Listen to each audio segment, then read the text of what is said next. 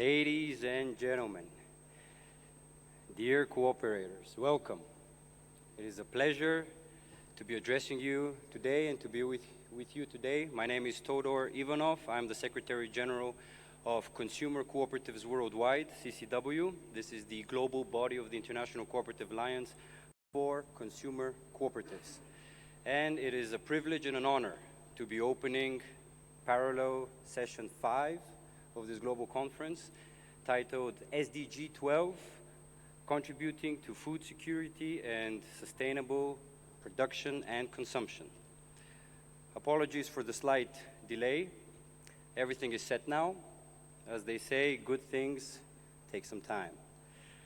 So, we have a very interesting lineup of speakers today, and it is important to specify and emphasize that today is World Food Day. And for sure, as we're going to find out, cooperatives have a key role in contributing to not only sustainable development, because this is a very broad term, but specifically solving very, very important issues and problems on a daily level concerning the security, the quality, the sustainability of the food system in the world. And of course, as we will see in the wonderful case studies that we will hear shortly, through sustainable production and of course, consumption, responsible consumption. We have a very interesting combination of representatives of agricultural cooperatives and consumer cooperatives, because this session, as you know, is the joint collaboration between the two global bodies, the ICAO and CCW. And actually, it is a great pleasure that for the second time running, we are collaborating with each other. The first time in Kuala Lumpur, in the last General Assembly of the ICA, and this time around as well. Last time we were looking at direct supply chains, now we're looking at our contribution to the SDGs. Without further ado, I would like to call upon the first 5 speakers to take their seats. We have a lineup of 12 speakers, really high demand, and we will be keeping to time. I will be very, very strict. So can we have up on the stage, starting with Dr. Ilya Gorokhovsky, the chairman of Co-op Ukraine and CCW Executive Committee member. He will be giving the opening remarks on behalf of CCW. Could we also have Tarun Bhargava, joint general manager of IFCO India and a great friend to consumer cooperatives. He will be giving the opening remarks on behalf of the ICAO. Okay, next, it is a great honor and a privilege to welcome Antoinette Babazi. Apologies if I have mistaken the pronunciation. She's representing Rwanda, and she's an expert in leading the National Certification Department in the Rwanda Standards Board. Yes, I will allow some applause. We still have time for that. Next, we have Mr. Toshihiko Baba, Senior Managing Director of the Japanese Cooperative Alliance.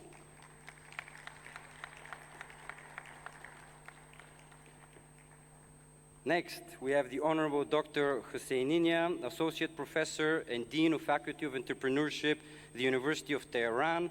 He is advisor to the Iran Chamber of Cooperatives. And, by the way, he is former Deputy Minister of Cooperatives.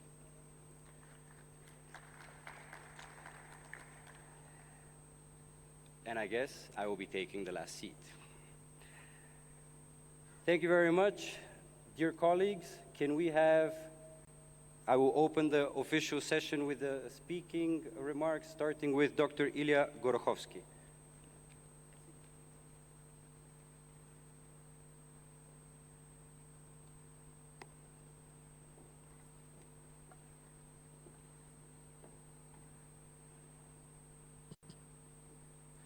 Дорогие коллеги, дамы и господа, я рад приветствовать сегодня вас на нашей сессии. Разрешите мне от имени исполнительного комитета CCW Allow me, from the name of the Executive Committee Выразить- of CCW, express выразить глубокое удовлетворение и благодарность my deep satisfaction and gratitude to all of you за то, что уже второй раз подряд мы в таком формате that this is the second time in the row we get together in such a format сотрудничаем с нашими коллегами из ИКАО. and we collaborate with our colleagues from ICAO. Если посмотреть на цепочку поставок, то мы находимся на ее противоположных концах. If we look at the supply chain, we are situated on its opposite sides. И, казалось бы, мы далеки друг от друга, как два полюса планеты. And it seems to us that we are so far away from each other like two poles of the earth. На самом деле у нас есть намного больше общего, чем это кажется на первый взгляд. But in fact, we have much more in common than it can only seem from the first blush. И много того, что нас объединяет. And there is much more in common which makes us together. Наши сектора вместе взятые представляют 70% топ-300 кооперативных бизнесов в мире. Our sectors altogether constitute 75% of top 300 cooperative businesses all over the world. Более того, Moreover, оба наших сектора, несмотря на то, что они находятся максимально далеко друг от друга в цепочке поставок, both of our sectors, though they are situated so far away from each other in the supply chains, задействованы в одной сфере бизнеса – продукты питания. are active in one area of business is food. Поэтому совершенно естественно, что мы рассматриваем вопросы безопасности продуктов питания, устойчивого производства и ответственного потребления. And that's why it is so natural that we consider the matter of food security, sustainable production and responsible consumption. Ведь именно с этими проблемами сталкиваются наши члены ежедневно. Namely, these problems face our members on a daily basis. Еда – основа жизни, And recently, но она также лежит и в основе всех дискуссий вокруг устойчивого развития. food is the basis of all the life, but at the same time, it lies on the basis of all the discussions around the sustainable development goals. Почему? Why? Потому что, первое, It is because, first, наша цепочка поставок очень неэффективна, и это подтверждается с помощью расчетов. our supply chain is heavily inefficient and it is already measurable. Второе, Secondly, спрос на продукты питания будет только расти, the demand for food will only grow, и расти он будет очень and динамично. it will grow dramatically so. И вот на этом хотелось бы остановиться подробнее. And allow me to elaborate, please. Каждый год Every year, около 1/3 произведенных в мире для потребления людьми продуктов питания around 1/3 of produced food for consumption by people, это приблизительно 1,3 миллиарда тонн, it is around 1.3 billion tons, отправляется на свалку или превращается в пищевые отходы. is wasted or lost. Общая стоимость этих продуктов оценивается в $1 триллион. The total cost of these food products is estimated to be cost of $1 trillion. Только представьте себе, Just imagine что эти деньги могли быть потрачены на строительство инфраструктуры, that this money could be spent to build the infrastructure, дорог, больниц, to школ build the roads, Или hospitals, schools, или социального жилья or social housing. для в целом борьбы с бедностью. Overall, to fight poverty, $1 триллион ежегодно. $1 trillion yearly. Think about it. Несмотря на то, что на протяжении последних 30 лет в мире объявлена борьба с крайней бедностью, Even though during the last 30 years, world fights the poverty, этот процесс во многих странах мира застопорился. in many countries all over the world, this process has stalled. Войны и военные конфликты, Wars and military conflicts, климат и стихийные бедствия climate and natural disasters тормозят или существенно усложняют решение этой проблемы. inhibit or complicate the solution of this problem. А на фоне того, Against the background что 2 миллиарда, людей в мире имеют избыточный вес или страдают от ожирения, Against the background of the fact that 2 billion people all over the world are overweight or obese, Согласно данным, содержащимся в докладе Продовольственной и сельскохозяйственной организации ООН и Всемирной продовольственной программы, According to the data of Food and Agricultural Organization of United Nations, as well as World Food Program, около 113 миллионов человек around 113 million people в 53 странах мира испытывают нехватку продовольствия. from 53 countries all over the world lack food. Это значит, что миллионы матерей It means that millions of mothers каждый день просыпаются с мыслью: every day get up with the idea in their mind. смогу ли я хоть чем-нибудь накормить своего ребенка? Can I by any means feed my child? Или дать ему хотя бы несколько глотков чистой воды? Or can I give at least a couple of sips of clean water? В то же время статистика констатирует в огромных масштабах нерациональное использование продуктов питания, At the same time, in accordance to statistics which states the misallocation of food и огромные потери в объемах пищевых отходов на розничном и потребительском рынках. and big losses of food in retail and supply chains. Потери продовольствия в производственно-сбытовых цепочках приводят к значительному разбазариванию ресурсов. Food losses in the value chains causes squandering of food, В том числе including воды, земли, энергии, рабочей силы и капитала. the squandering of resources necessary for its production: water, land, energy, labor, and the capital. Деградация земель и водной среды, The degradation of land, Сниж- the degradation of water areas, снижение плодородия почв и целый ряд других негативных факторов the land fertility decline, and all the rest of the factors в совокупности сокращают возможности природной ресурсной базы обеспечивать продовольствие. in total they reduce the opportunity of the resource base to provide food. Кроме того, Moreover, происходят выбросы парниковых газов без необходимости впустую, there are needless emissions of greenhouse gas.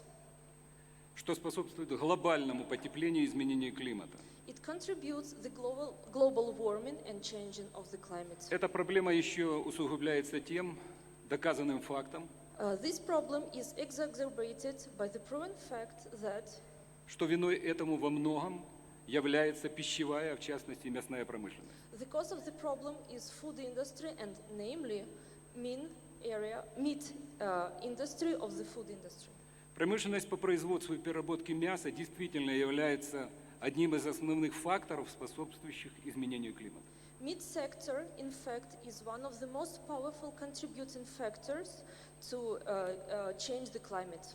Спрос на продовольствие будет расти в мире по мере того, как будет увеличиться численность населения Земли. The demand for food will be only growing as the global population rises. Прогнозы указывают на то, According to the forecasts, что к 2050 году население планеты достигнет 9,5 миллиардов человек. that by 2050, the population of the world will constitute 9.5 billion people. И к этому времени, And by that time, для того, чтобы обеспечить их в полной мере необходимыми ресурсами, to provide these people with all the necessary resources, потребуются ресурсы трех таких планет, как Земля. we will need the resources of 3 such planets like the Earth. А мы And we, ежегодно теряем, every year we lose отправляя в отходы 33% продуктов питания, 33% of food products by putting them into the waste. а также ресурсы, необходимые для их производства. Same happens to the resources necessary for the production. В то же время перед нами стоит задача увеличения уровня производительности, продуктивности предприятий. At the same time, we would need to increase our production level. Поэтому, если не предпринимать меры и не пытаться что-то изменить, That's why, without changing and trying to do some things the other ways, картина будущего представляется довольно мрачной. the future is not bright. Простой анализ показывает, что в развивающихся странах Simple analysis proves that in the developing countries, большинство продуктов питания расходятся неэффективно или попросту отправляются на свалку, the most food products are used inefficiently or simply goes to waste, Именно в процессе производства. namely in the process of production. Ввиду того, что производителю не хватает знаний, оборудования, инвестиций. Due to lack of knowledge, equipment or investments. В развитых странах такого рода неэффективное использование продуктов питания происходит на уровне потребителя. In developed countries, such food inefficiency occurs on the level of the consumption. Это значит, It means что кооперативная модель that cooperative model может быть полезной can help в этой сложной ситуации. in this complicated situation. И этому есть прекрасные примеры And there are wonderful examples to that. в обоих секторах кооперативного бизнеса. In both the sectors of cooperative business. Фермерам она может помочь самоорганизоваться и более легко привлечь капитал. It can help to farmers in self-organization and attraction of the capital. Для того, чтобы закупить оборудование To buy the equipment или получить необходимые знания и технологии. or to get the necessary knowledge or technologies. А потребителям And consumers, она может способствовать сокращению продуктовых отходов, it can help to consumers to shorten the food waste and food losses через разнообразные кампании, via various campaigns, мотивирующие его вести здоровый образ жизни nudging the consumer to lead a healthy lifestyle и использовать более рациональные модели потребления. and use more rational models of consumption. Тодор рассказал, что сегодня на нашей сессии Todor mentioned that today during our session присутствуют очень интересные спикеры. we will listen to very interesting speakers. И я думаю, что прозвучат не менее интересные комментарии и дискуссии. And I believe that there will be very interesting discussions and comments. Поэтому без дальнейших церемоний давайте приступим к рассмотрению того, So without any further ado, как кооперативы способствуют достижению целей устойчивого развития 12. let's consider the contribution of cooperatives in the realizing of Sustainable Development Goals number Спасибо 12. большое. Thank you very much.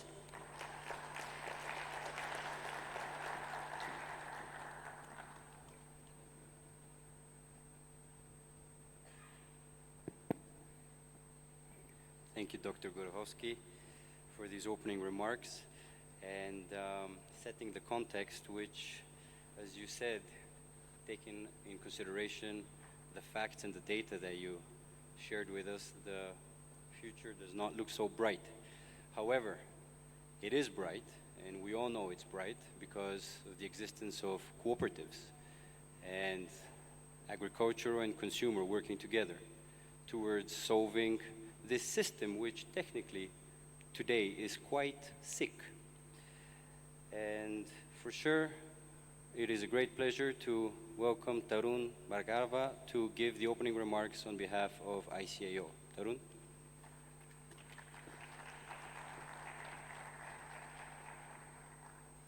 Thank you, Todor. Distinguished luminaries on the dais, ICAO and CCW members, my dear cooperators from the world, it's my proud privilege to welcome you to this session.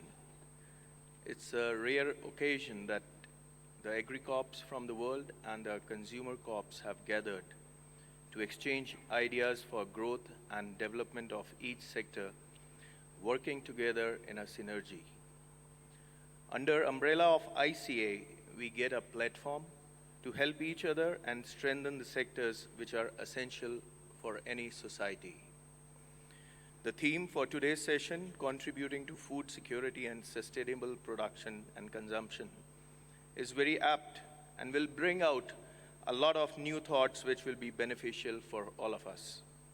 Combining the energies of both the sectors, agriculture and consumer corps, we can minimize the costs and also enhance the profits of both the sectors. Farmers all over the world need best price for their produce, and if the value addition is done to their products, the price increases many-folds. I'm sure that after today's session, we can work on some concrete collaboration among co-ops from two sectors with the help of ICA regional offices. We are living in the world where the drivers of change are demographic, which is population growth and urbanization, technology, which is automation, digitalization, communication, economy, globalization, inequality, and environment, which is the climate and the resource depletion. These factors are affecting our lives in many ways. Considering these factors, UN has declared 17 SDGs, in which SDG number 2, zero hunger, and SDG 12, sustainable production and consumption, is very significant. To achieve zero hunger, food security is essential component in any of the schemes or methodologies which we devise to achieve zero hunger. Cooperative business model has been identified as one of the best suited business model to achieve SDGs. Essentially, food security can be described as a phenomena related to individuals. Today, I represent IFCO, India, and we know at the center of mobilizing high-quality food is the farmer. IFCO is an agriculture cooperative which is of the farmers, by the farmers, and for the farmers. IFCO is an acronym which stands for Indian Farmers Fertilizer Cooperative Limited, which has farmers at the heart of it. And at ICAO, which is International Cooperative Agriculture Organization, as we all know, in the vision we believe that happiness for farmers is peace for the world. We are a family of 40 million farmers of India represented by 36,000 member cooperative societies in IFCO. We are dedicated to empowerment and overall welfare of farmers. In our 52nd year of existence, we believe that no nation can be prosperous without prosperity of its farmers. Therefore, from last 50 years, we are dedicated to whatever we can to make lives of millions of farmers better. Whether it is producing high-quality chemical fertilizers or marketing them to the doorsteps of thousands of villages of India. We are proud to be the largest cooperative in the world for producing and marketing fertilizers. We train farmers to produce high-quality crops with balanced use of fertilizers, using innovative technologies and adapting to emerging digital trends of gig economy.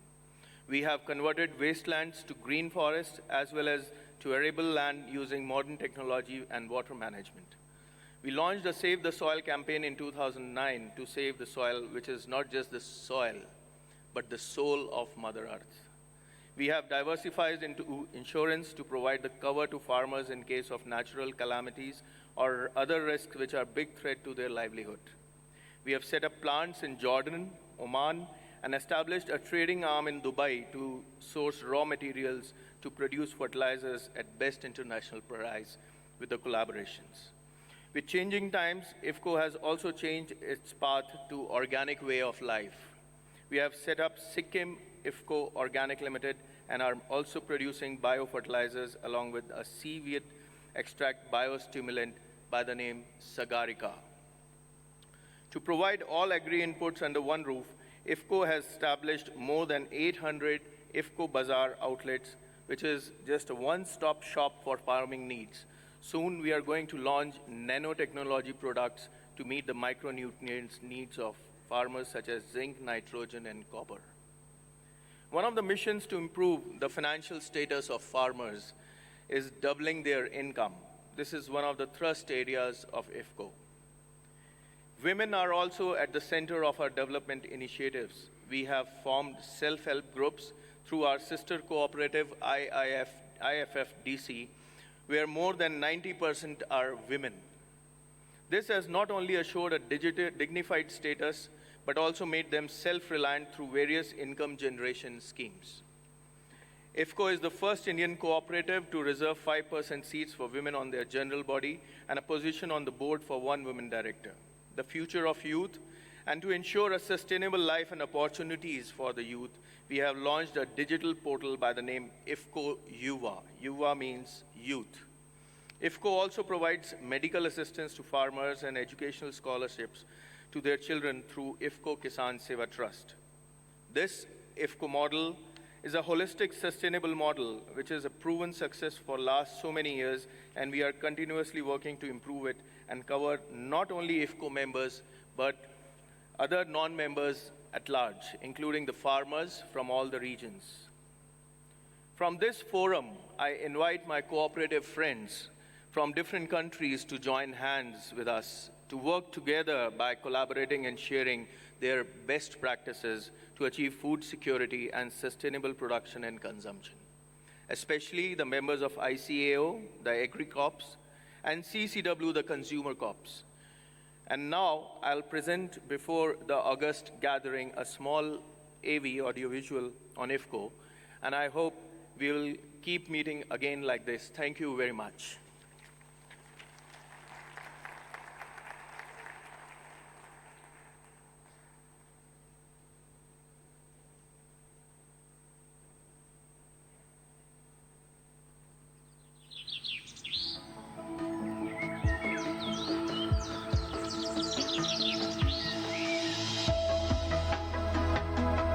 India, the seventh largest country of the world, 3.28 million square kilometer area, 29 states, 22 major languages and people with different religions is a hallmark of its diversity.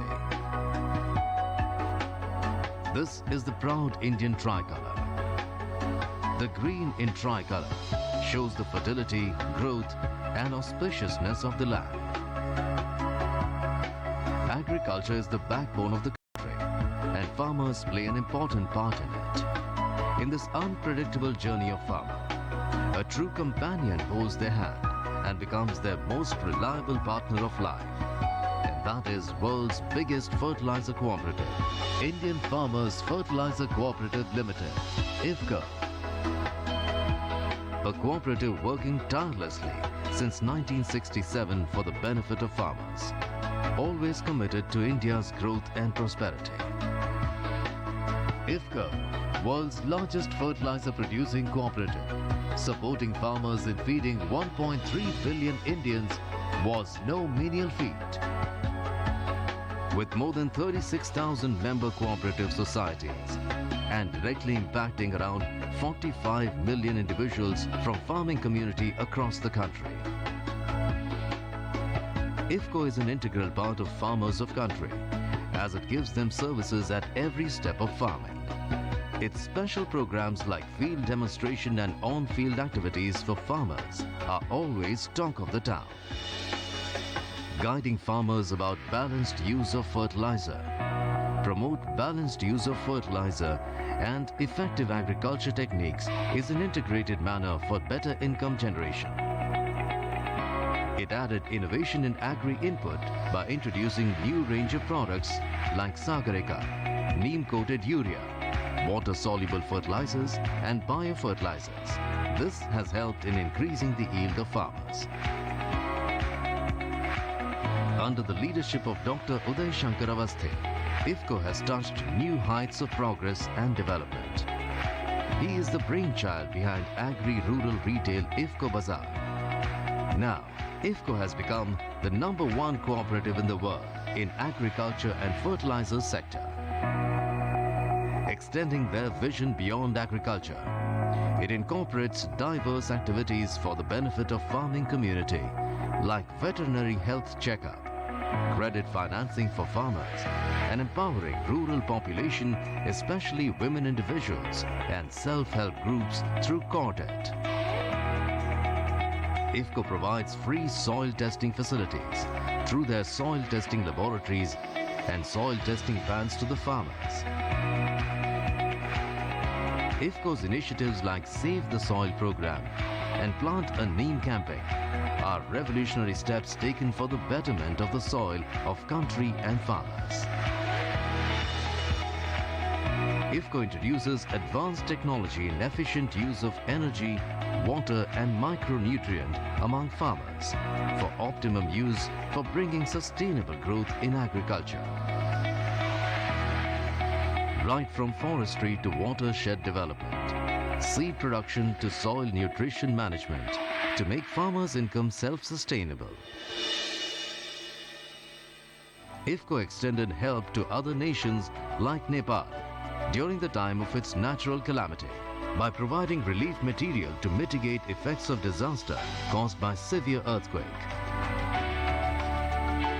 Stepping ahead, IFCO ventured into organics and food processing, with new JVs CIFCO and CN-IFCO, cooperating internationally.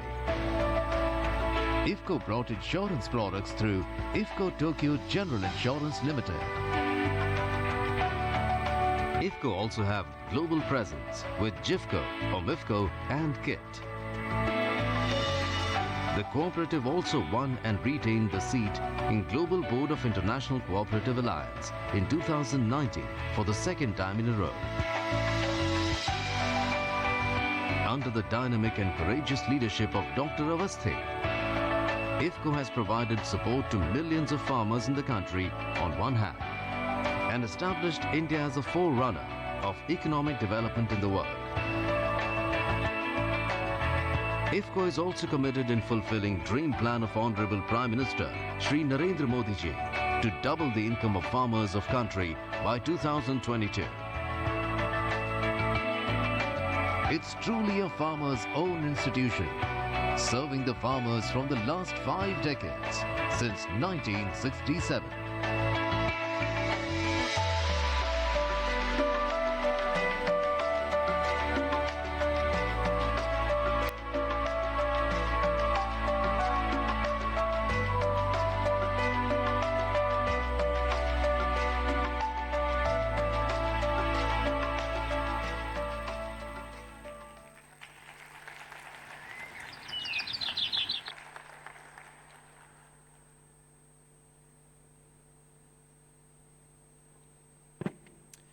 Thank you very much, dear colleagues, for these wonderful opening remarks, seeing the two spectrums of the supply chain.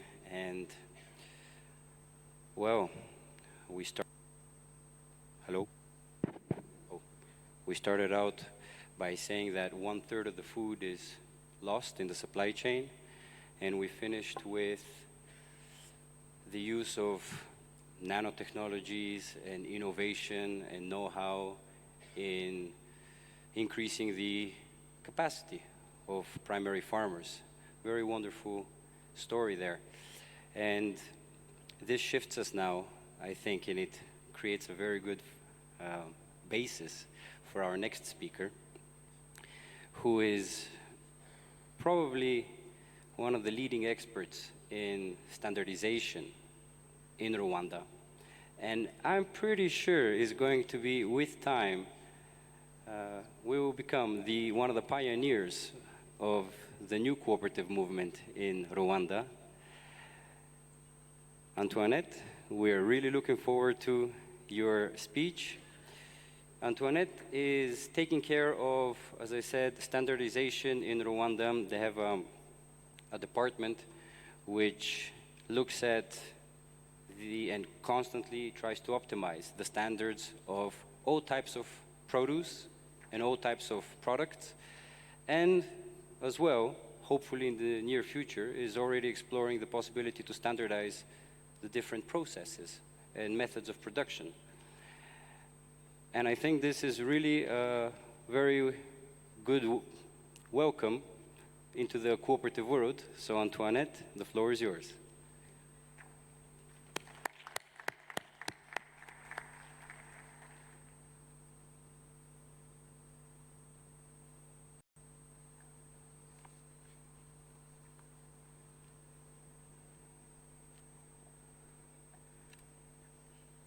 Thank you very much for this opportunity. Honorable ICAO Vice President, Honorable CCW Executive Committee Member, distinguished guests, ladies and gentlemen, all protocol observed. I would like to start by thanking all of you for the opportunity to speak on this important occasion when we reflect on how realizing SDG 12 contributes to food security and sustainable production and consumption, as well as the role of cooperatives from different sectors for the development. Before I proceed, I would like to, first of all, thank the first two speakers, for they have really set a good platform from which I'm going to speak my remarks, whereby the first one emphasized the challenge that the world is facing of wasted food, translated into resources that are wasted, because this food comes with a cost and then ends into being wasted, failing us to use those resources for other developmental activities.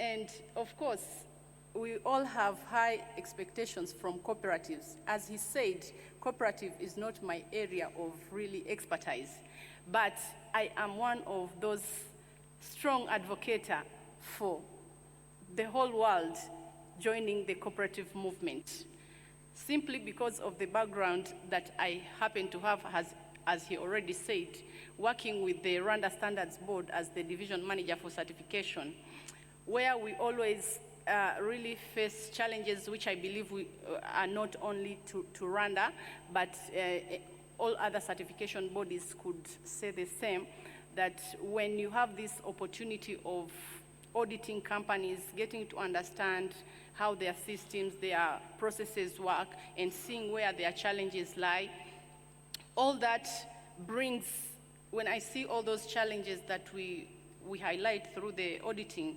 and how the enterprises or even cooperatives struggle to demonstrate compliance and sometimes becomes too difficult due to limited resources. That's how it comes to my understanding, because at least I know that cooperative movement means pulling together your little resources to enable you do something bigger than you would not have been able to do if you were alone. So that has always inspired me and given me strong confidence for cooperative movement to be the best solution. And now here, the second presenter just gave me a confirmation. So this gives me confidence to speak my remarks. Thank you very much. Because we saw from the video how cooperatives can really operate. I think most of the people always think cooperative, yes, it is for those who did not have enough resources, and when they are together, maybe they can do better, but there is no hope of doing great things like we just saw from the video. So let's give a heart clap for this. So I continue. Secondly, I would like to thank ICA for the work done to develop the cooperative movement. On the same note, I would like to commend the government of Rwanda through the Ministry of Trade and Industry, and particularly Rwanda Cooperatives Agency, for unceasing efforts towards helping the cooperative movement in Rwanda to continually improve their performance, hence contributing to the national socio-economic development. I cannot proceed without extending my gratitude to the United Nations Development Programme for Sustainable Development Goals for readily availing the useful information, facts, and figures to enable everyone understand and appreciate the importance of sustainable development goals. Distinguished guests, ladies and gentlemen, first of all, I would like to draw your attention to the statement made by the UN Special Edition of May 2019, Progress Towards Sustainable Development Goals, which stated that urgent action is needed to ensure that current material needs do not lead to the over-extraction of resources or to the degradation of environmental resources, and should include policies that improve resource efficiency, reduce waste, mainstream sustainability practices across all sectors of the economy. In line with the above, agriculture is said to be the biggest user of water worldwide, and irrigation claiming close to 70% of all fresh water for human use, as published by UNDP. As such, it is suggested that the efficient management of shared natural resources and the way we dispose of toxic waste and pollutants are important targets to achieve this goal. Encouraging industries, businesses, and consumers to recycle and reduce waste is equally important, as is supporting developing countries to move towards more sustainable patterns of consumption by 2030. However, attaining this level of operation, for example, at farm level, calls for implementation of sustainability standards, such as agriculture sustainability and eco-labeling requirements published by the African Organization for Standardization and adopted by Rwanda Standards Board, which requires substantial investment, calling for collective efforts by all players in agriculture. Reiterating the words said by the ICA president that there is no sustainable development without sustainable agriculture, it is high time that all cooperative movements and other businesses voluntarily commit to implement sustainability standards, not only for agriculture, but also in other aspects where standards are available, and raise the demand for standard development where they are not.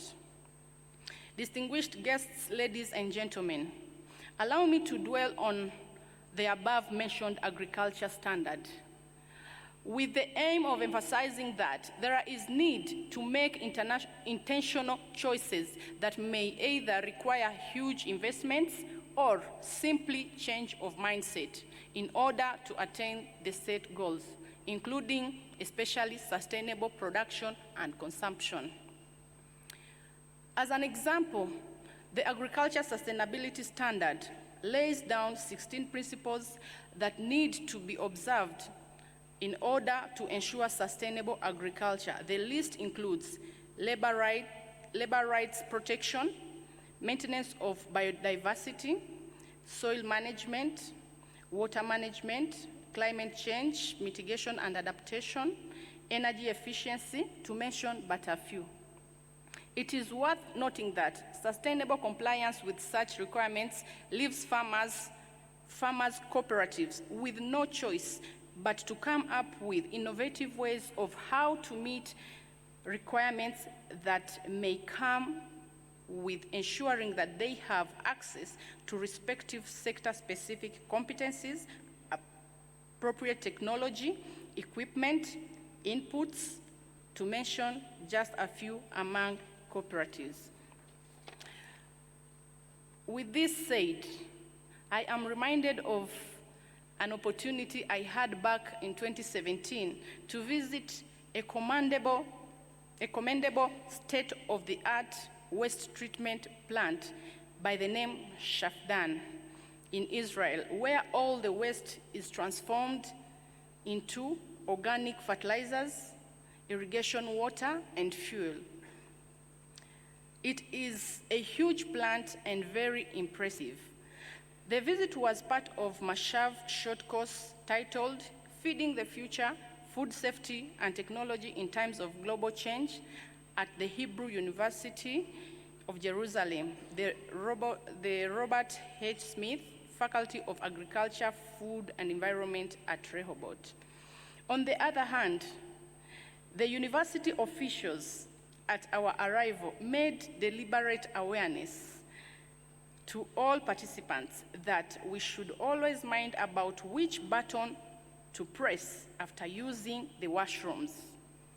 Choose small or big button depending on the need. Basically, do not waste even when using the washrooms. As you know, in some, we have two buttons, a big and a small, so it's not, although it's common sense, but it's not always common to all. Sometimes you end up using the big button while all you needed is a small button to ensure responsible consumption of the resources. These are just a few of my practical examples around the world, which illustrate what is possible when make deliberate investments or simply change our mindset towards responsible production and consumption. As such, the need for taking the value chain approach, commonly referred to as farm to fork, in agriculture cannot be overemphasized. At this point, allow me to make a special call to the urban, especially to the urban planners, infrastructure developers, housing authorities, as well as consumers to take interest in adopting such best practices. Distinguished guests, ladies and gentlemen, before I make my concluding remarks, I would like to quickly highlight a few examples among others that the government of Rwanda has embarked on in realization of responsible production and consumption, as well as food security. Rwanda has set forth a national strategy for transformation, NST1. As a result, various policies, strategies, laws, regulations, and standards are being revised and others being established in order to align them with the objectives and priorities of the strategy towards its realization. Towards production of clean energy and energy efficiency, over 50% of our current power generation mix comes from renewable energy sources, mainly hydro and solar. And there are plans underway to increase this share to more than 60% by 2024. Energy efficiency standards and labeling schemes are for refrigeration, cooling, and lighting industries are in place. This means that both agriculture and food industries are also utilizing clean and less energy through energy efficiency measures in food processing, hence sustainable production, without forgetting clean cooking technologies for sustainable cooking. Towards cleaner production, specific interventions on capacity building, including hand-holding of farms through advisory services, are yielding commendable results. In so doing, waste in production or in processing is no longer waste, but value in products is maintained to eliminate waste. In this regard, Rwanda adopted businesses that can redesign complete supply chains for resource efficiency and circularity to embrace the best practices in terms of climate change, resilience, and cleaner, efficient production and consumption. As such, we have local experts trained on resource efficient and cleaner production concepts that deal with sustainable consumption and production, environmental management, exchange of material, and turning waste into resources. As a result, so far 70 industries were trained on the concepts. 33 companies from different industry sectors reported reduction of their operational costs and savings up to $3,295,958 US between the year 2014 and 2017 against $3,111,805 of investment. A reduction of their waste, and also reported a reduction of their waste and water generation by 147,024 cubic meter. Energy use reduced by 30,072,285 megajoules, and reduction of material waste and solid waste generation by 7,256 tons, and decrease of carbon emission totaling to 22,437 tons, and 918,905 tons of material use. Towards sustainable agriculture and food security, Rwanda set a strategic plan for agriculture transformation 2018 to 24, which recognizes cooperative movement for the significant role in connecting individual farmers to the global food markets and increase food production by aggregating their product and equipping them with access to marketing, savings, credit, insurance, and technology. By so doing, the government collaborates with cooperatives in activities such as value chain development, research, and extension, towards eradication of malnutrition through enhanced prevention and management of all forms of malnutrition. Rwanda has set an industry known by the name Africa Improved Foods Rwanda Limited that plays a great role by enabling access to nutritious and safe forage to the most vulnerable population in Rwanda. Further to nutrition, deliberate efforts are being made to increase affordable animal source protein through promotion of poultry farming and regulations on biofortification and fortification for the most commonly consumed foods. Distinguished guests, ladies and gentlemen, having said that, allow me to take a little more time to reflect on the relationship between SDG 12 and food security. First and foremost, it is important to note that according to the United Nations Committee on World Food Security means that all people at all times have physical, social, and economical access to sufficient, safe, and nutritious food that meets their food preferences and dietary needs for an active and healthy life. Furthermore, it is important to remind ourselves that according to the UNDP publications, while a large share of the world population is still consuming far too little to meet even their basic needs, at the same time, biodiversity is being lost at an alarming rate, with roughly 1 million species already facing extinction, many within decades. Greenhouse gas emissions continue to increase. The required level of sustainable development financing and other means of implementation are not yet available, and institutions are not strong or effective enough to respond adequately to these massive, interrelated, and cross-border challenges. As if that is not big challenge enough, it is also predicted that halving the per capita of global food waste at the retailer and consumer levels is also important to create more efficient production and supply chains, since UNDP suggested that it could help with food security and shift us towards a more resource-efficient economy. From a food quality management point of view, this is absolutely right.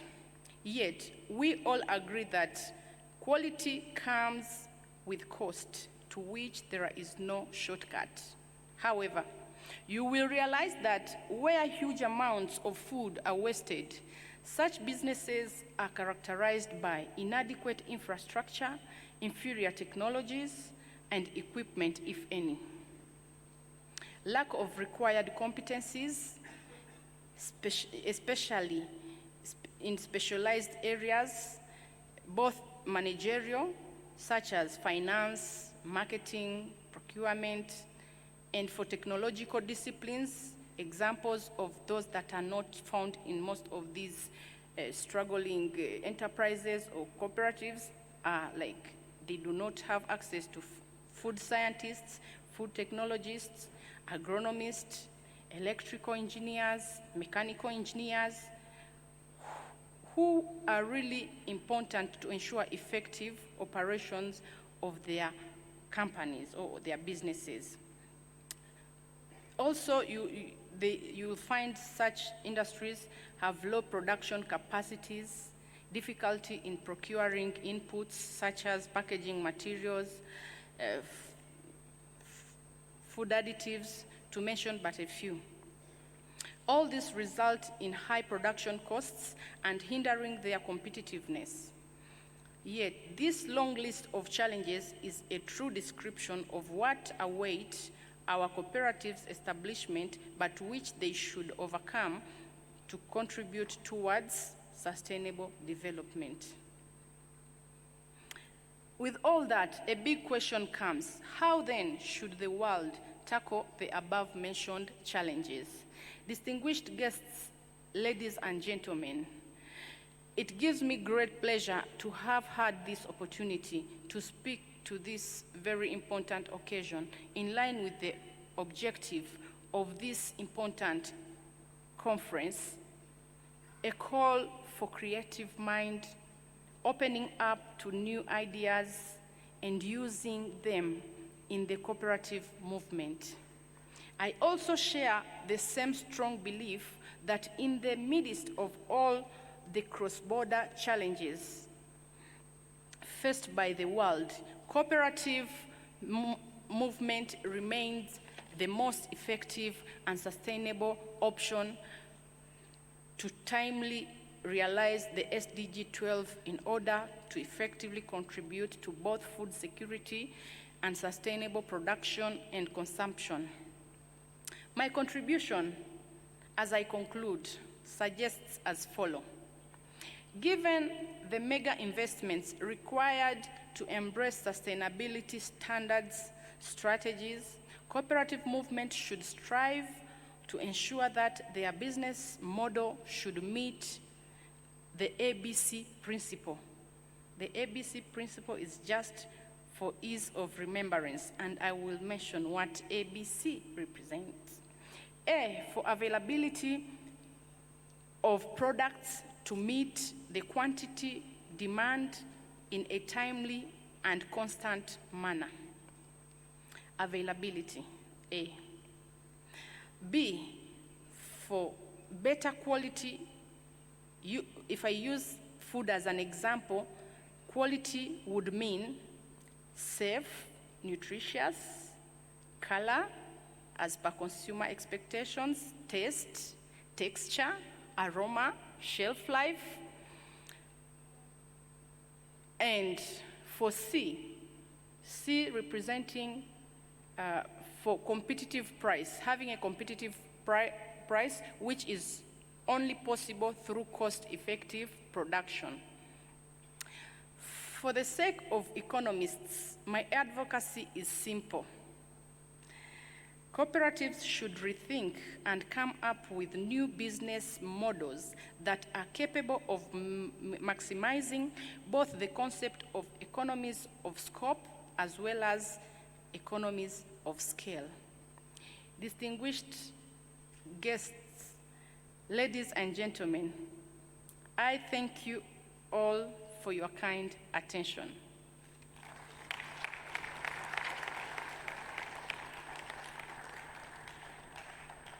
Thank you very much, Antoinette, for this intervention where you highlighted the numerous examples of the responsibility which the Rwandese government has towards the cooperative movement.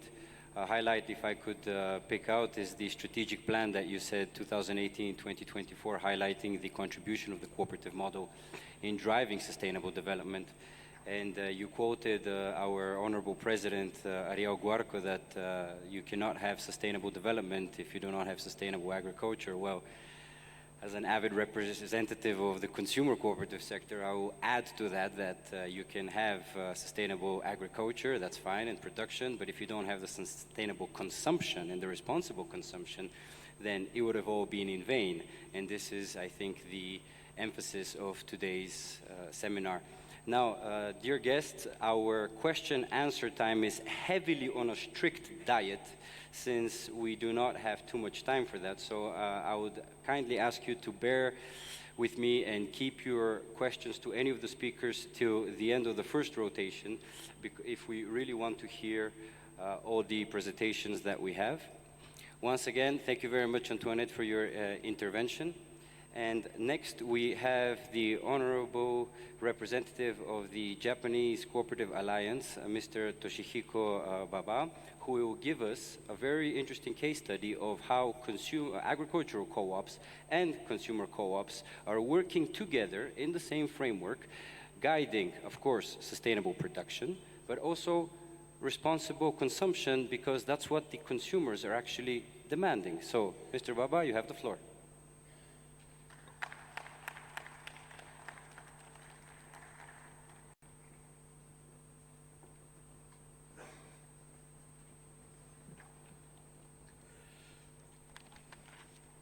皆さん、こんにちは。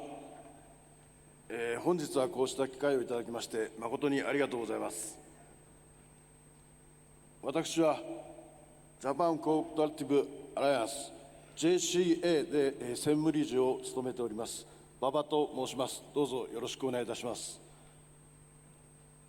私からは生協と農協の協同組合間協同、消費者に安全な食料を供給し持続可能な農業を推進し、地域を活性化するということをテーマに、スライドを使ってご報告をさせていただきます。よろしくお願いします。まず、日本の協同組合運動の全体像を紹介させていただきます。日本の協同組合は、組合員数、単純に合計しますと6500万人。もちろん、一人の方が複数の協同組合に参加されている場合もありますので、重複はありますが、ちなみに日本の人口は1億2000万人であります。世界の協同組合モニター、ワールドコーポラティブモニターによると、300位に入る日本の協同組合のトータルの年間取扱高の合計は16兆円。約1450億 US ドルというふうになります。生協に加盟されている世帯の割合は全世帯の 37%、農林水産業の販売高の半分は協同組合を通じて販売しているなど、日本の協同組合は日本の経済と社会において重要な役割を果たしています。次に、ここに、掲げたのは、日本の主な協同組合の全国組織のロゴです。点線より上のが ICA に加盟されている組織であります。農協、生協、森林組合、漁協、労協、協同組合金融機関、それぞれの分野において協同組合が依拠する法律は、あるいは監督する庶務官庁が異なる中で、それぞれの分野で、ごとに発展をしてまいりました。また、ワーカーズコレクティブ、労働者協同組合に関する法律は、現在、法案が検討されており、成立に向けて働きかけを行っているところであります。次に、日本の協同組合間協同の経過をご紹介をいたします。3直、それは生協と農協、漁協との農水産物の直接取引を基盤とした協同組合間協同の形であります。1960年代に安全な食べ物を適正な価格で求める消費者運動の中で生まれてまいりました。産直は日本における異種の協同組合間協同の主要な形態となってきました。これは現在の産直の状況です。左のグラフは日本の生協の産直の取扱高です。2002年以降、拡大してきていることが分かります。右のグラフは各品目に占める産直の割合です。農畜産物ではいずれも品目も3割を超えており、米や卵などにおいては6割を超えています。産直三原則、これは1980年代に作られ、現在まで産直に関わる多くの協同組合によって使われているものです。具体的には、1つ目に、生産地と生産者が明確であること。2番目に、栽培・肥育方法が明確であること。3番に、生協組合員と生産者が交流できること。これらは、環境に優しいやり方で生産された新鮮で安全でおいしい食べ物を適正な価格で買いたいという消費者のニーズと、生産者と交流したいという消費者の願い、一方で安全な農産物を適正な価格で供給したいという生産者のニーズ、消費者と交流したい、農業を支援してほしいという生産者の願い、この生産者と消費者との双方のニーズに立脚しています。産直の関係の中では、農協は安全で信頼できる食べ物を供給し、生協は安定的にそれを購入し、生協組合員は産地を訪ねて生産者が暮らしている地域や環境を知り、農協組合員は作ったものを食べていただける消費者を知り、お互いの組合員が結びついて互いを支え合います。日本の協同組合間協同の歴史の経緯の第2部であります。日本の協同組合は1990年代以降、持続可能な地域づくりの課題に直面していきます。その背景には、日本の所得水準の低迷と格差の拡大にあります。1990年以降、世帯当たりの年間所得の平均値、青い棒グラフですが、それは年々減少しておりますけれども、これと赤い棒の中央値と比べますと、20% から 27% へ広がっています。すなわち、これは世帯間の所得格差が広がってきているということを示しています。次のこの図も、生活が苦しいと答えた日本人の割合が大きいことを示しています。日本の政府の調査では、国民の6割近くが生活が大変苦しい、もしくは苦しいとしており、その水準は高いままであります。一方、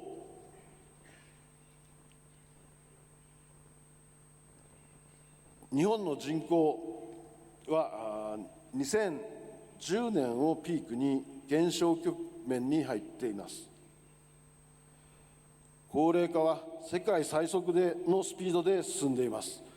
65歳以上の人口に占める割合は、1970年の 7%、いわゆる高齢化社会から95年にかけて25年間で高齢社会に移行し、さらにその後10年間、2010年にかけて超高齢化社会へと、世界に類を見ないスピードで高齢化が進んできました。2015年で 26.5%、2025年には 30% 台になると予想されています。さらに2065年には 40% 近くが65歳以上になると予測されています。次の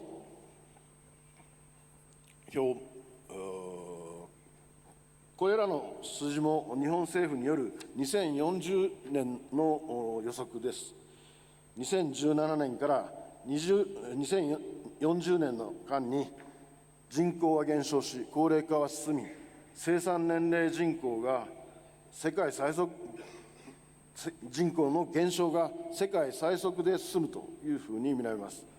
とりわけ高齢化は深刻で、2040年には65歳以上の割合が 35%、75歳以上が 20% となり、要介護認定の人口の 3.6% から 8.6% へ、さらに認知症も人口の 4% から8% へ増大すると予測されています。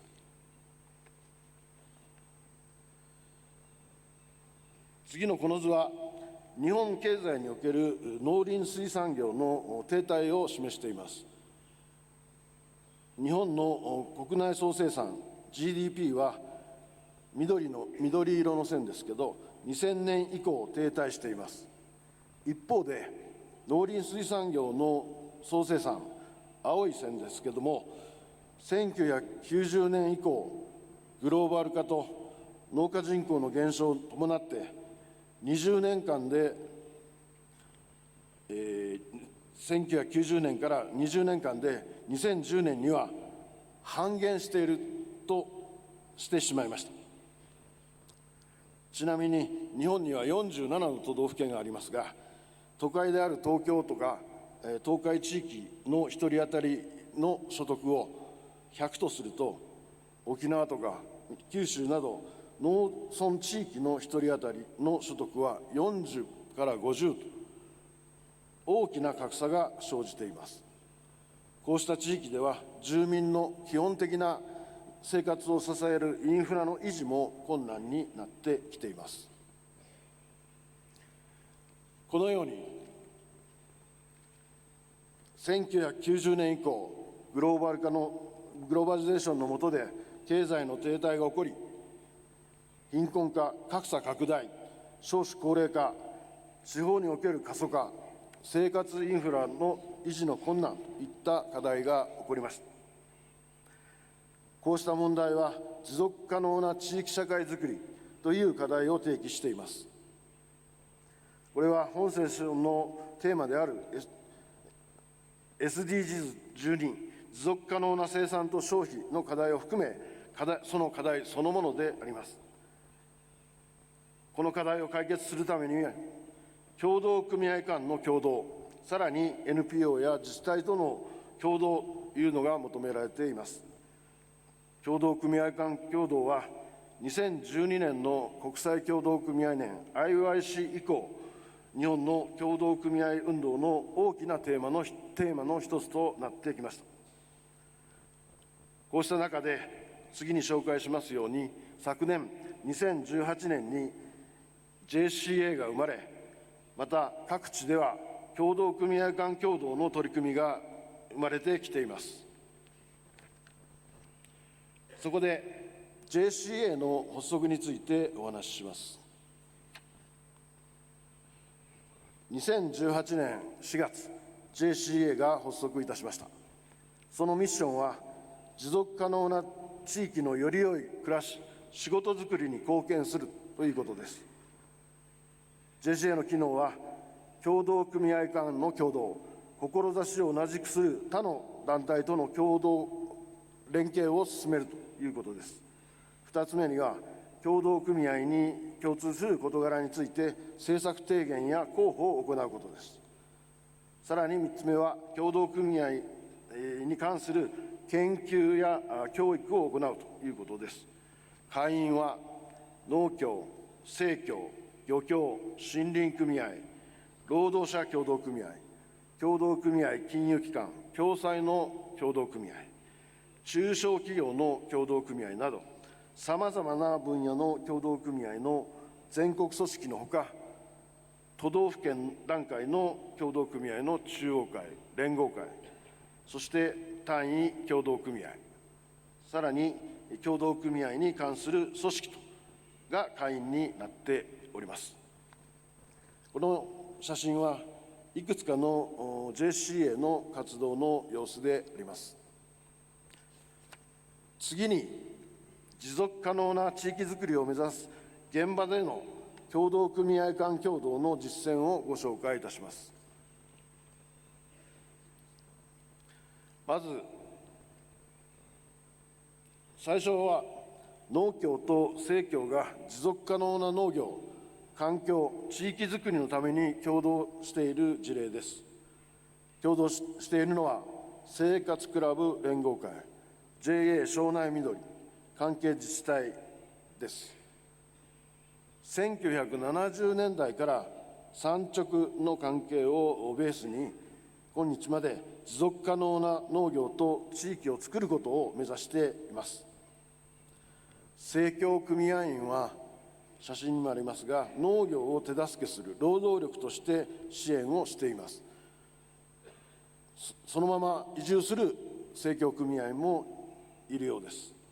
最近では、右の写真にありますが、再生可能エネルギー、太陽光による発電を開始し、その剰余金は地元に還元されております。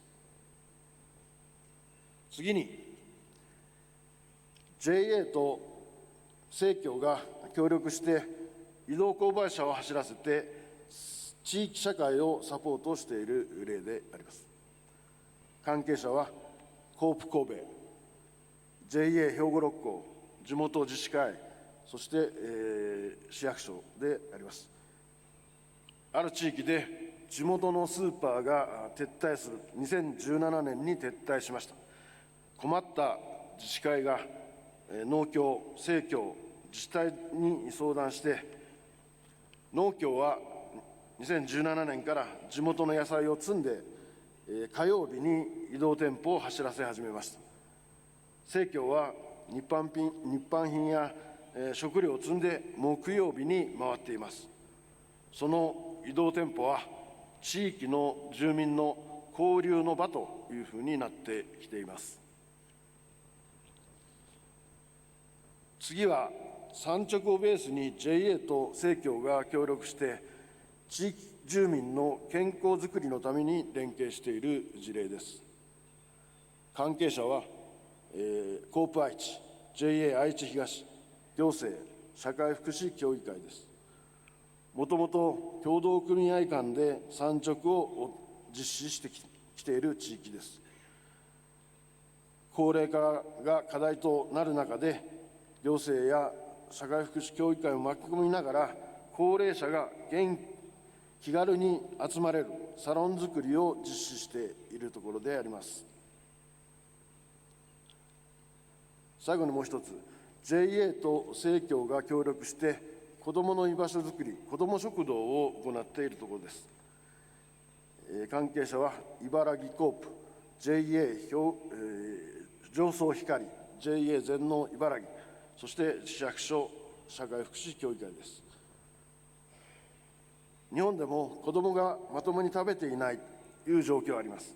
これを認識した茨城コープが子ども食堂を2015年にスタートさせました。上総光 JA 全農 JA 上総光 JA 全農茨城は食材を無償で提供しています。その写真は右上にありますが、JA の直売所で野菜を子ども食堂を運営する生協の組合に引き渡しているところであります。以上、JCA の使命はご紹介してきましたように、協同組合間協働を推進し、持続可能なより良い暮らし、仕事づくりに貢献することです。合わせて国民に広く協同組合の価値を訴えていくことであります。発足してまだ1年でありますが、JCA の会員団体からの負託に応えていかねばなりません。そして、先ほど申したように、日本では今後も世界最速で高齢化が進みます。私たちの経験に手本はありません。しかし、私たちのこれからの取り組みは、持続可能な地域づくりに向け、将来、ICA 世界の協同組合の持続的な発展に役立つものとなるでしょう。ご清聴ありがとうございました。Thank you。村高瀬チャーネル、ありがとうございました。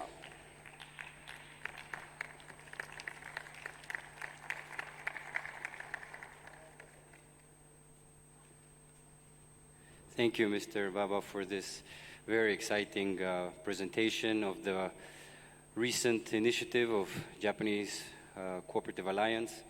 And I would just like to pick out some very eye-raising data that you attract 37% of all households and 50% of all agricultural or fish produce is sold through the consumer co-op network.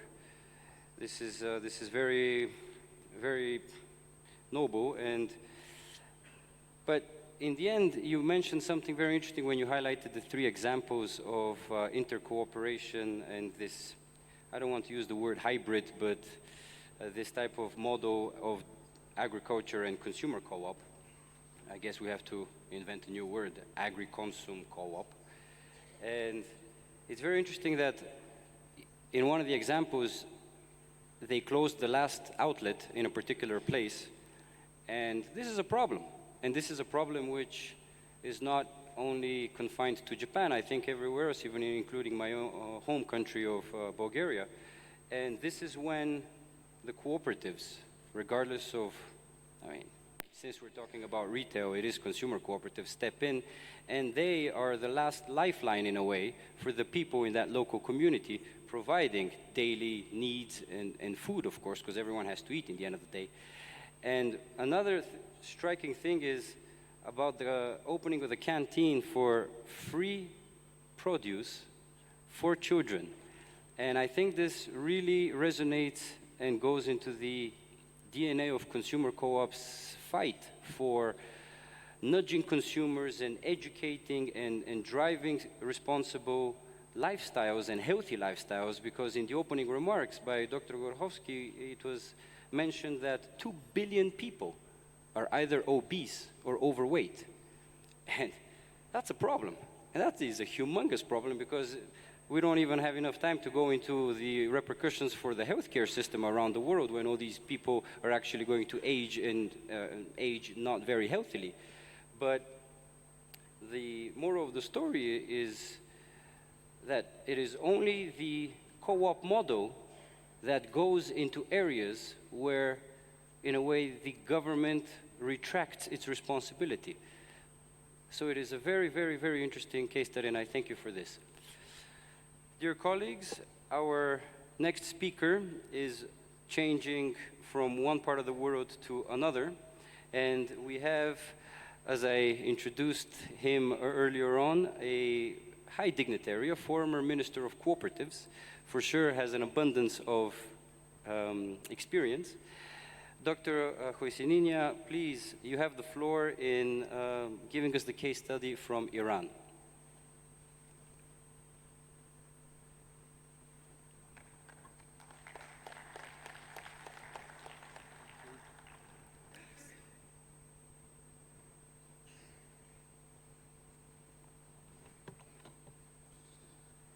Okay, in the name of God, the compassionate, the merciful. Good afternoon, everyone. I hope to be not tired and ready for my presentation as the last presentation. I hope so. Maybe it is my dream. First of all, I would like to thank ICA member board and also CCW and ICAO. And especially thanks to the very lovely and peaceful people of Rwanda for their warm hospitality. Viva Rwanda, viva Africa. Ladies and gentlemen, today I'm going to talk about agribusiness in title of agribusiness, yes. entitled of Cooperatives as the best format for agribusiness contribution to food security and sustainable in the world, sustainable production in the world. Let me start with introduction. As you know, approximately there are now 80 million plus new mounts to feed every year. And according to UN estimation, demands for agricultural products will be about 60% higher than today. Also, raising income in developing markets is creating an increase in annual protein intake of 11 till 15%. Furthermore, in 2030, China's meat consumption will be more than double the 1997 levels of 41 kg per person. And I think this increasing rate we can see in all countries around the world. Meanwhile, we now have about half of the arable land per person that we had 40 years ago. And this is also an important reality.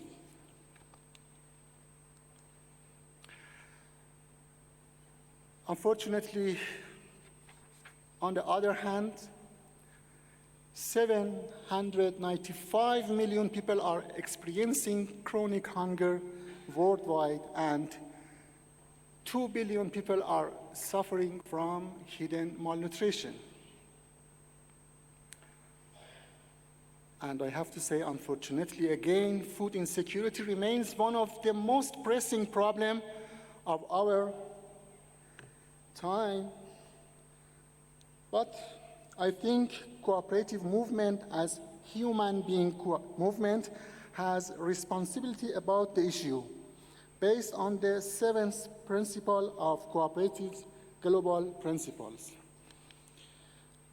Regarding to the initial discussion, where does this leave us? I think this is an important question. The answer is agribusiness, as the industry that feeds the world. And cooperatives are best format of agribusiness who can give the solution. What is agribusiness? The next question is about agribusiness concepts. Actually, agribusiness is defined as the sum total of all operations involved in the manufacture and distribution of farm supplies, production, operations on the farms, and the storage, processing, distribution, farm commodities, and the items made from them. And it creates value chain. So production, processing, and distribution are three main stage or step in agribusiness concept. Here, I would like to explain about main components of agribusiness. Basically, agribusiness includes input suppliers, service providers, producers, traders, processors, manufacturers, retailers, and logistics. And you can see some example about this matter in this slide.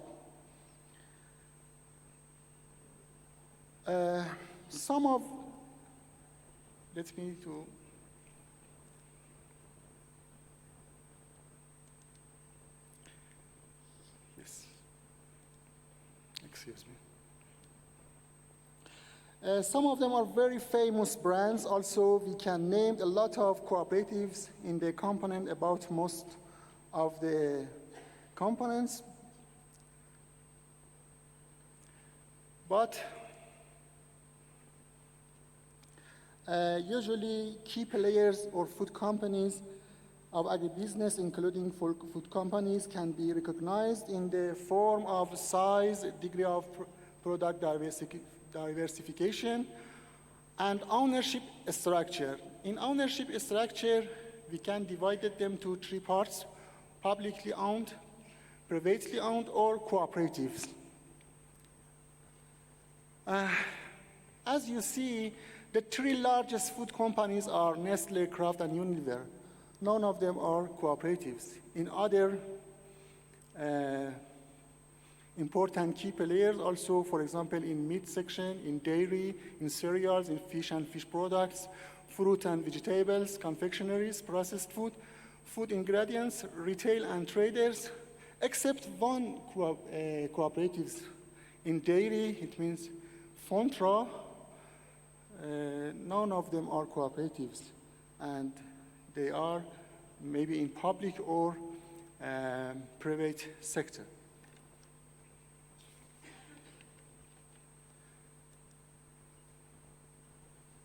An important question.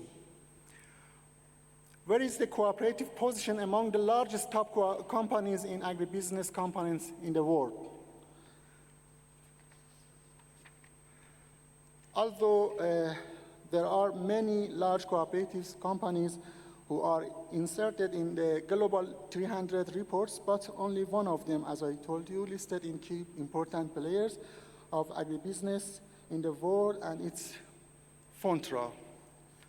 But of course, it does not mean that cooperatives have not significant role in agribusiness. As you can see, numerous success stories around the world have shown that cooperatives contribute to food security by helping small farmers to solve numerous challenges that confront them in their endeavors to produce food. There is an estimation that cooperatives together have an estimated 32% of the global market share in this sector. And also, the ILO reports show the positive impact of cooperatives' commitment to sustainable consumption and production. Actually, there are inspiring stories from all around the world on how cooperatives have joined forces to contribute to sustainable consumption, production, and decent work, often also cooperative to cooperative trade. Let me talk about some evidence in this issue. We hear how the Punakari fishing cooperatives processed blue swimmer crab made it into California supermarkets, how Kenyan producer cooperatives coffee has found its way to the shelves of cooperatives Denmark, how biological pineapples from a Togolese youth cooperative are being marketed in retail cooperatives across Italy, and how consumer cooperatives in East Asia have developed organic and eco-label products. Also in Iran, we have a lot of evidence in this regard, especially about saffron cooperatives and pistachio cooperatives who produce, process, packaging, and exporting around the world. In this matter, there are two crucial realities. The first one is the emerging consensus is that cooperative to cooperative trade can help lower the cost of trade while ensuring fairer prices and better income for cooperative members and their communities. Also, cooperatives could improve product traceability to ensure that no child labor is used and good production practices are mentioned and environmentally friendly practices are adopted.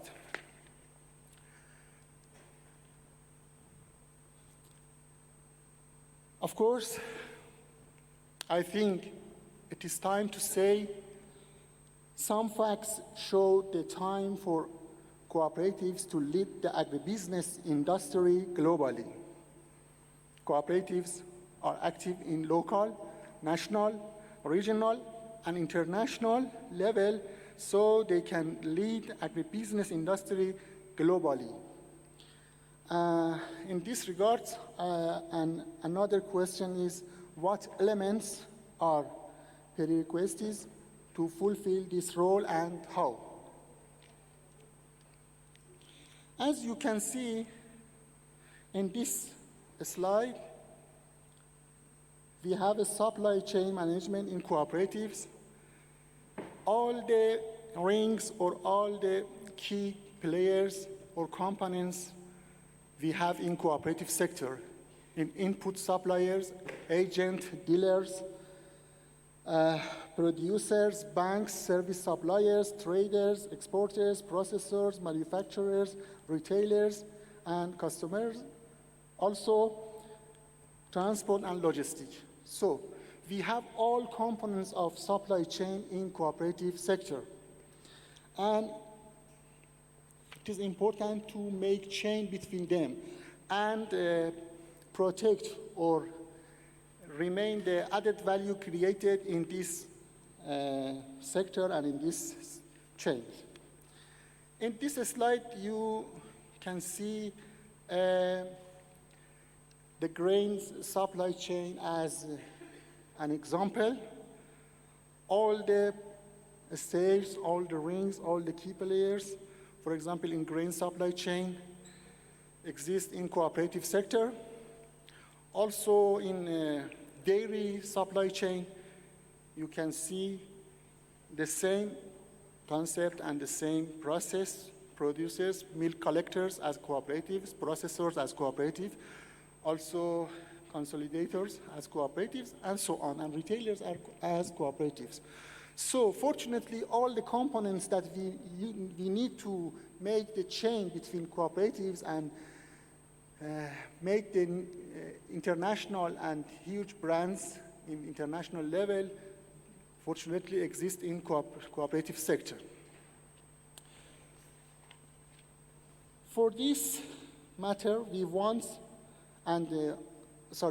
must believe that a business is not an island. This is a very important issue. They live in the network in the form of strategic alliance. So, supply chain management decisions in cooperatives attempt to create a situation in the form of that effectively and efficiently manage the product flow in the strategically planned supply chain in two levels, strategic and also operational level, that most of them are very important. I believe if we can make the chain between cooperatives, we can also manage all aspects of agri-food chain sustainability issues for agri-food chains through cooperatives. For example, for most important issues like soil loss, polluted runoff, greenhouse gases, waste water, and so on. And the philosophy behind that is the social responsibility of cooperatives. See more example in these boxes. Okay, and finally, as conclusion, I would like to explain three important conclusions. The first one is we need to highlight the role of cooperatives in the process of production, distribution, and consumption or agribusiness process globally. And also, we need to improve collaboration through cooperatives and collaborative supply chain through cooperatives. For the second one, in this slide, as you show, there are some important issues. I think the successful collaboration in the business sense means that two or more groups or cooperatives are working jointly to drive shared information, plan based on the shared information, execute with greater success than when acting independently, measure performance, and even reward success. Also, as you know, and nowadays we live in internet age. So, with the internet as a communication medium, the potential for supply chain management in cooperatives, I think is that multiple levels of trading partners can all benefit from information on consumer behavior as it occurs. But how? I think communicated through a collaborative network. Network is very important for cooperatives nowadays. Networking or not working. Networking or not working is the most important reality nowadays for cooperatives. Thus, immediately allowing all partners access to the same information and joint decision-making capabilities. And there are very important questions. Has the ICA provide a good platform for this important issue? This important question that I wish find the answer together. For the third conclusion, collaborative supply chains through cooperatives. I can tell about it. The key communication requirements for this type of business model are real-time, global, secure, and also simultaneous. And the final point, a collaborative supply chain relationship must be based on trust between cooperatives that previously may not have considered themselves partners. So, strong leadership and change management are essential ingredients of a successful collaboration efforts, and I think this is the future duty for ICA at international level and national organization in country levels for do this important issue. Thank you for your kindly attention. Thank you.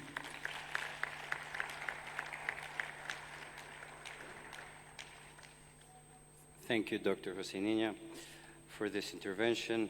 I would just like to pick out some of the high points that at least impressed me.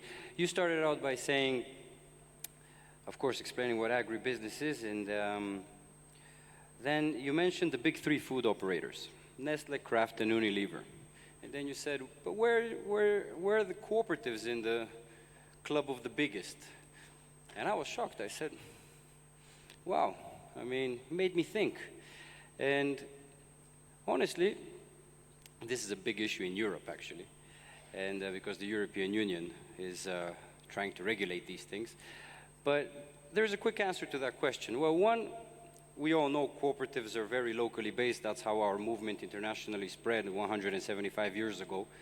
And until today, all our operators, all our organizations, they're rooted and confined most of the time within the boundaries of their own country, simply because that is how our model has grown and kept the connection to the local level. And of course, it cannot be compared to multinational companies who have followed different values, principles, profit maximization, and everything. But nevertheless, then you pointed out in the next slide something very impressive, that nevertheless, it is estimated that cooperatives have 32% of the global market share. Now, this is very impressive. And I can give you one statistic from within Europe, that because most of these big operators, Nestle, Kraft, and Unilever, they're the processors or the suppliers, as they're called, or the manufacturers, actually. They have the equivalent for multinational retailers. We know them, of course. Walmart is not in Europe, luckily, but we have Tesco, we have Carrefour, we have Lidl, we have the German discounters on the rise. But when we combine all consumer cooperatives in Europe with their turnover, they're actually ranked number one in terms of turnover. Of course, they're not one chain because of the principle that we have to be independent. We cannot converge into one company. But this goes to show that regardless of the fact that we're not one company, we are, in terms of influence, in terms of capacity, in terms of power, right there with the big guys and the big companies. Then you went into something very, very dear to my heart. Global cooperative supply chain. And I think this would be a wonderful platform for any future candidate for president of the International Cooperative Alliance. Because if we think about it for a moment, cooperatives are present all around the supply chain, all throughout the supply chain, every single sector, no doubt. And if we could, and they're organized into sectors, into global bodies, all coming together in the ICA. You asked a very interesting question. Has the ICA given thought about providing that platform for this important issue? It is inevitable, of course. The ICA is a platform for this. We just need to focus our attention to it. But the motto I have in my mind for several years, and nothing has managed to make me doubt it, is that it is possible to have the agricultural co-ops work directly with the consumer co-ops, as we are seeing it's happening, but on a global level, in the same time solving the problem of access to finance and access to capital by the cooperative banks providing the access to capital. And then we have the cooperative insurers insuring any default. And there you have it. This is an ecosystem of cooperatives and a climate of cooperatives. It is possible. It is just a matter of will and, of course, time. But I thank you dearly for raising this issue. Ladies and gentlemen, we have time for one last presentation before we head off to the coffee break. I would like to thank the interpreters for their patience and their flexibility and their courage. One last speaker is not from this panel. I will ask everyone to remain in their seats. The next speaker would be from Sweden, Patrick Schinzel. He is the associate manager taking care of technically the way the whole organization functions in KF Sweden. He's going to be talking to us about how consumer cooperatives do the best they do in nudging consumers to sustainable consumption. Patrick, you have the floor. Thank you. My name is Patrick Schinzel. I'm head of corporate governance at the Corporate Federation in Sweden. We, together with 30 regional consumer societies, we have 3.5 million members, and we own the food retail branded Coop in Sweden.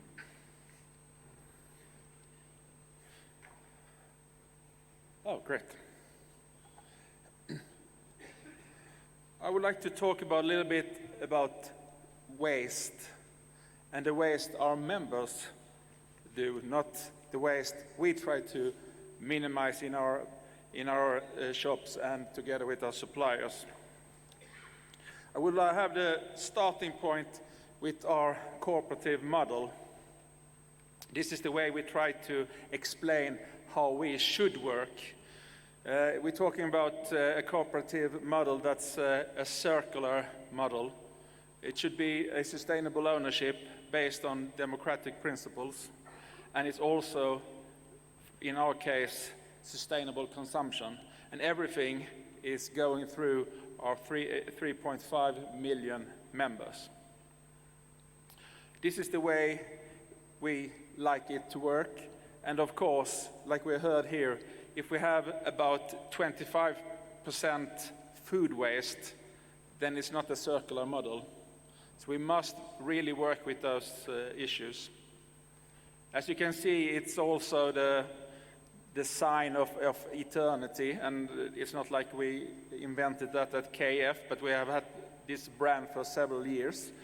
And when the UN were to develop the symbols for the different SDGs, they choose our symbol because the one that designed the symbols for UN was from Sweden. So it's a little bit of connection we are proud of. But really, what we are talking about is member value. It's not like we just sell things and then if the member wastes that's not our problem. I mean, we are a cooperative. We should really start with what are the needs of the member. And of course, I'm quite sure no member have the need to buy 4 bags with food and then during the consumption, throw away one of those. So it's be sure about the needs, and then, of course, have a sale that's according to this. This is maybe a problem if we talk about financial aspects, because if, for example, we are good at helping our members not to waste food, then they will buy less food in our shops and our turnover will go down. That shouldn't be a problem, because that's exactly according to our statutes, because that's member value. If a member can spend less money to get the same amount of food with no waste, that's really member value. And the whole concept for us is, of course, if we are good at this, we will be regarded as good guys, and even if people are able to buy less food, maybe more members will come to us and buy food. So that shouldn't be a problem.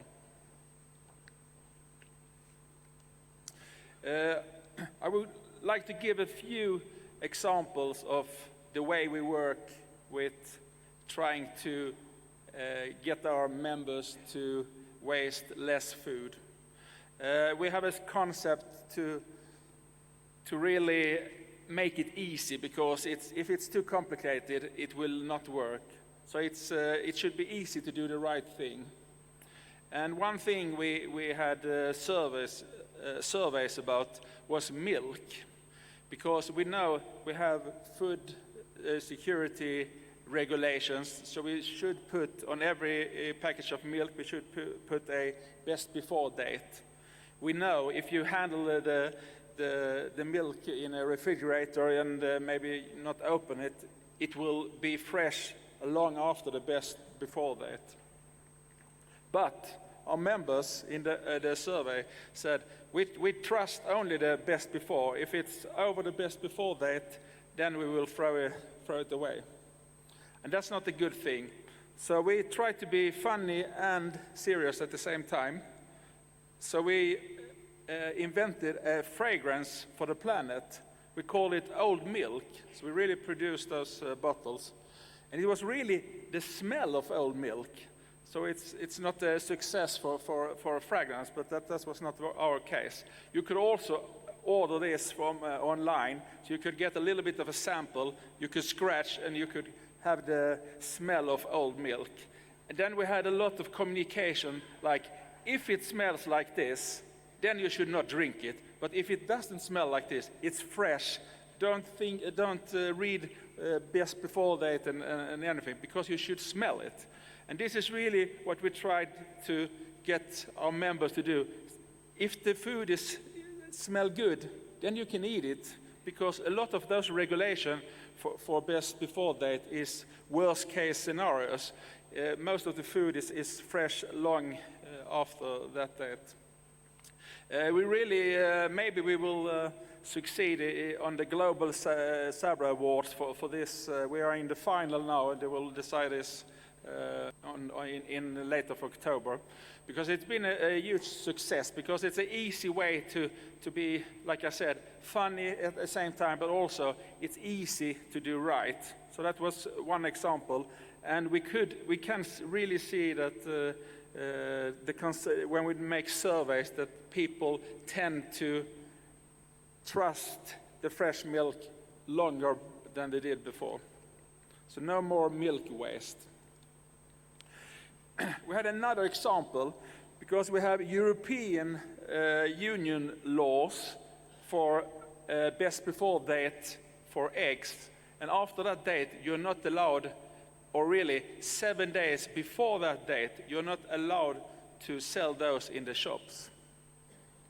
Of course, those European Union laws is like a worst case scenario even here. It's if you handle the eggs in a warm climate, and up in the north we don't have that warm climate. So I would say the eggs, they are fresh about 2 or 3 months after this best before day. But we are not allowed, it's illegal to sell it. So that was really a problem, because when we asked in the survey our customer, it was a little bit opposite with the eggs, because they know if you put an egg in water and if it's float, then it's not good. Otherwise, it's fresh. So it was 93% that said, no, we don't look at the best before date. So we trust ourselves to know if the eggs are fresh. Our problem is that we are not allowed to sell this. So we throw away 75,000 packages of really fresh eggs a year. And that's really stupid, I mean, for talking about food waste. So we gathered and figure a little bit funny, a little bit serious. So we have a new product called illegal eggs. And we also, when you open it, we had painted eggs like gangsters. And then we got to politicians, both in Sweden and on a European level, with those eggs, to try to say this is a ridiculous thing. And also a lot of politicians and media caught interest in this subject, and they wrote and said, this is not the way we can handle food when we want to have a situation with less food waste. So now it's on its way for new regulation in the European Union in this aspect. So that's really what we would say, easy to do right, and we make it easy to be a member, and you trust us to do good for you as a member and the planet as well. Another thing with those eggs is that maybe you could say, but you can give it away for charity, so it's not wasted. That's not allowed to another law in Sweden for food. So we're a little bit stuck in this situation. So now we try to really signal this stupid situation, and we are making progress. I could stand here for several hours and give a lot of examples what we are doing. Being last on this before the break is not a good thing, I think, but we have a lot of initiatives. We have a database, so if you have some ingredients at home, you don't know what to cook with this, I maybe have to throw it away, then you could put that in a database and you get some kind of suggestion for a dish. We have something we call crazy vegetables, because when we got the vegetables from our suppliers, they were like normal in shape. Something that looked strange what was taken away. Instead we said, no, we want all vegetables, and we really put the space in the shop, we called it crazy vegetables, and they are like really crazy in form, and this was a huge success, because then people wanted to buy those vegetables instead. And they also started to say it's not, everything doesn't have to be exactly the shape you expect it to be. It can be fresh and very good to eat, even if it looks a little bit strange. If you want to, you can also move this onto a global level, because we have an aid organization called We Effect, also a member of ICA and present here, together with other cooperatives in Sweden. So we can really move this Sustainable Development Goal number 12 up on global level. And what we try to do in all this is, by all those examples, to try to get food waste down, easy to do right for you as a member. Of course, it's a way for us to say, this is a sustainable, circular, cooperative model, and this is the way we work with this. So when you see the brand Coop, you should really feel, this is good, guys, I want to belong to them, I want to shop there, maybe work as well, and this is where I should buy in the future to try to get food waste down a level. Thank you.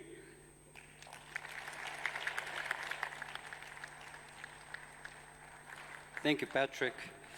And as you said, avoiding food waste has to be easy, and yet for the god of it, sometimes legislation doesn't allow it and government gets in the way. And I think you used a very good word, stupid. I mean, it's a stupid situation. And it's so inspiring and motivating to see that consumer co-ops are actually taking a charge and leading, not only, of course, educating their consumers how to overcome food waste, making it easy despite the legislation, but even educating the government that your policies are actually not functional. So you really need to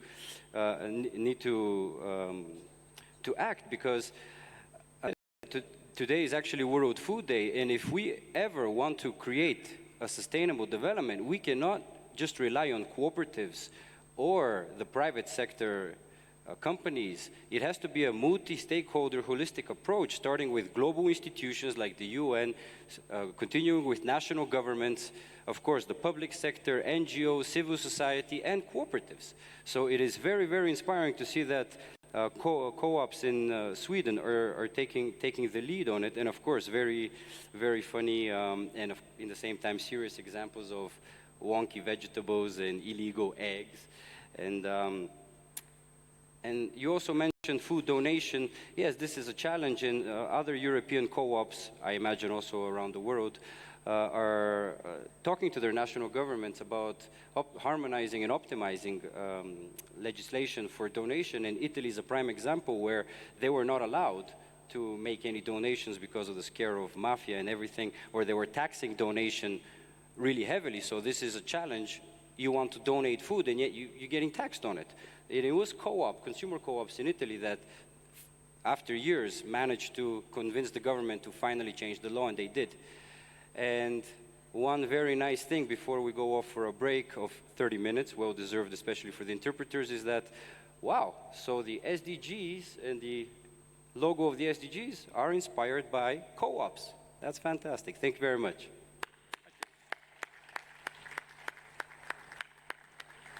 30-minute break.